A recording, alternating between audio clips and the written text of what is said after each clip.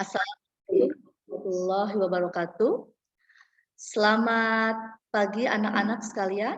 Hari ini mata pelajaran sosiologi, Ibu akan menjelaskan topik mengenai perubahan sosial, yaitu materi sosiologi di kelas 12.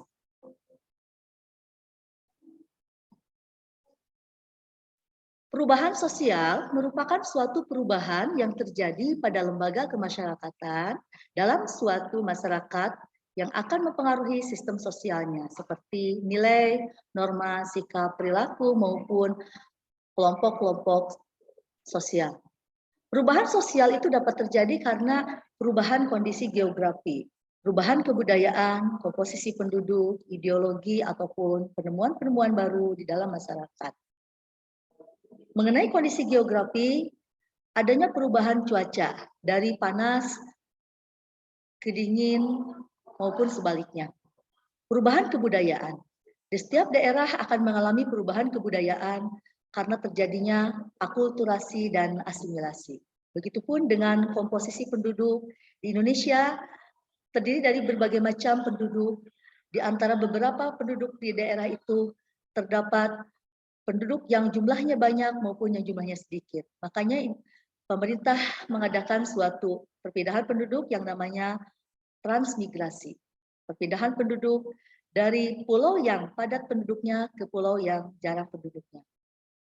Begitupun dengan penemuan-penemuan baru di dalam masyarakat, kita mengenal anak-anak yang namanya handphone, internet, maupun alat-alat rumah tangga hasil dari penemuan-penemuan baru akibat adanya perubahan sosial.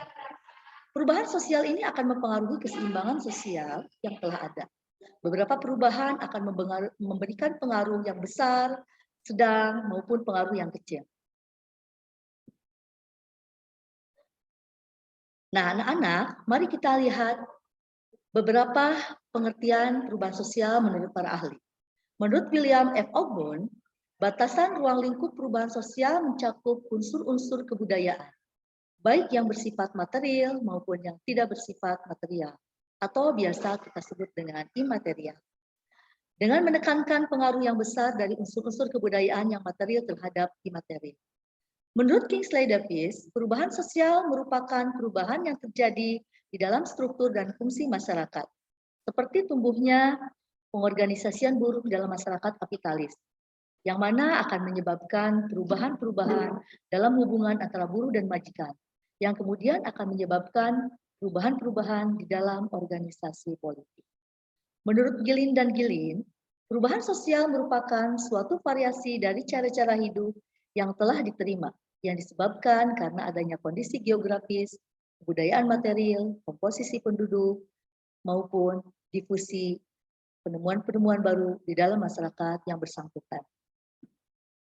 Nah, anak-anak, sekarang kita akan lihat bagaimana latar belakang dan faktor penyebab terjadinya perubahan sosial. Perubahan sosial terjadi dapat dipicu oleh dua hal. Yang pertama yaitu karena adanya rasa ketidakpuasan dengan kondisi saat ini, sehingga menimbulkan atau ingin menjadi lebih baik. Perubahan dapat terjadi karena adanya dorongan dari luar maupun dari dalam masyarakat itu sendiri. Nah, kita akan melihat di sini beberapa faktor penyebab terjadinya perubahan sosial. Ada yang namanya faktor internal. Faktor internal ini adalah faktor yang berasal dari dalam masyarakat. Di antaranya perubahan jumlah penduduk, penemuan-penemuan baru dalam masyarakat, konflik, maupun pemberontakan atau gerakan revolusi. Seperti yang kita tahu, mengenai perubahan jumlah penduduk, di Indonesia dari tahun ke tahun penduduk semakin bertambah. Sehingga sampai saat ini penduduk Indonesia berjumlah 200 juta jiwa, bahkan lebih dari itu.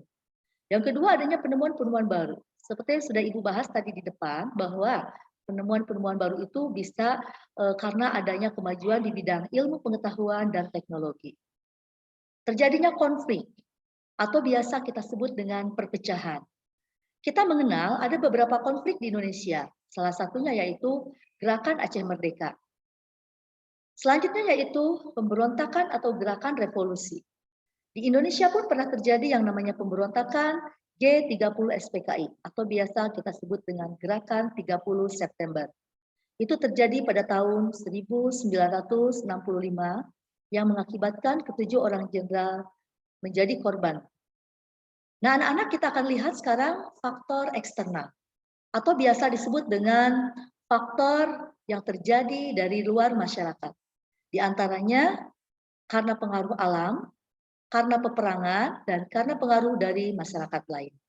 Karena alam, yang disebabkan oleh alam bisa karena bencana alam seperti gunung meletus, tsunami, banjir, maupun longsor. Terjadinya peperangan. Peperangan merupakan faktor yang terjadi dari luar masyarakat itu sendiri. Seperti kita tahu bahwa Indonesia pernah melawan Belanda, itu adalah salah satu contoh dari faktor eksternal. Dan yang terakhir adalah pengaruh dari masyarakat lain. Tidak kalah hebatnya, pengaruh dari masyarakat lain memberikan dampak yang sangat luar biasa sekali terhadap kehidupan masyarakat Indonesia. Sehingga ada masyarakat yang melakukan kontak dengan kebudayaan lain, ada pula masyarakat yang bersifat pasif atau tidak melakukan kontak dengan kebudayaan lain. Di mana masyarakat yang melakukan kontak dengan kebudayaan lain, itulah yang disebut dengan masyarakat yang sudah maju. Nah, anak-anak, demikian pembahasan Ibu kali ini mengenai topik perubahan sosial. Demikian, wabillahi taufiq wa hidayah. Wassalamualaikum warahmatullahi wabarakatuh.